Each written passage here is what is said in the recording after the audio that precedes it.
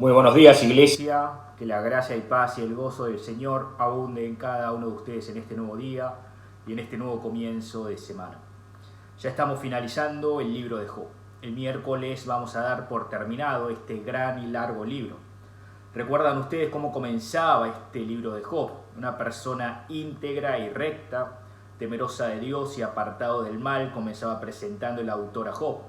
Luego en el capítulo 2 vimos la prueba de Satanás hacia Job, haciéndole perder absolutamente todo.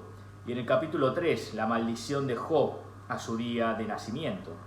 Luego, desde el capítulo 4 hasta el capítulo 37, fuimos viendo las conversaciones entre Job y sus tres amigos y luego con Elijú.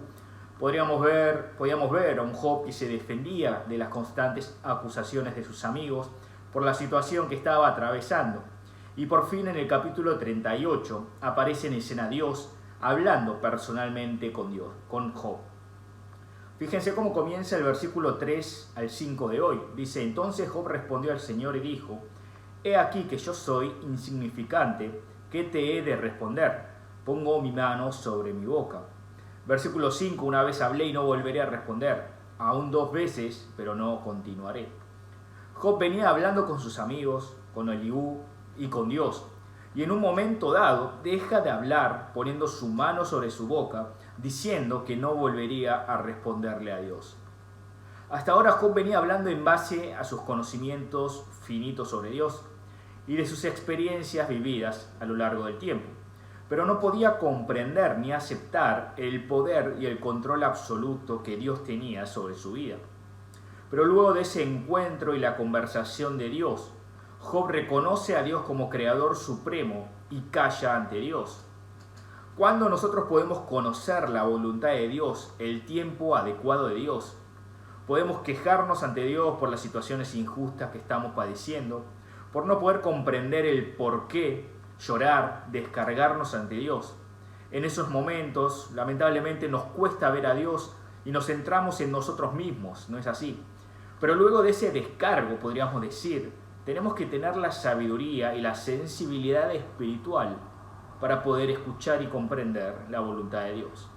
Eso sucede cuando confesamos ante Dios que somos insignificantes, así como confesó Job hoy en el pasaje. Todos nosotros somos seres creados por Dios y delante de Dios no somos nada. No tenemos con qué jactarnos y somos débiles.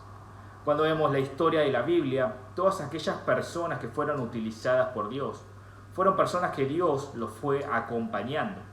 Abraham, Moisés, David, los profetas experimentaron el acompañamiento de Dios en sus vidas.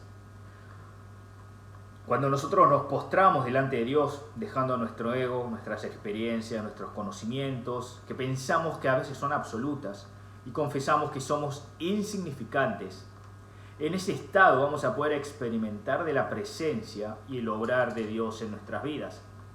Acá el término insignificante en hebreo es kalal, que traducido es ser liviano, apartado. Ese es el estado que pertenecemos cuando Dios no está en nuestra vida. Muestra así una contraposición entre el Dios todopoderoso e infinito y al ser humano débil y muy finito. Pero ¿qué sucedió cuando Job reconoció ante Dios ese kalal y cayó ante Dios y dijo que no iba a responder más? En el versículo 6, entonces el Señor respondió a Job desde el torbellino y dijo: cuando Job cayó, comenzó Dios a hablarle y a mostrarle quién era Él.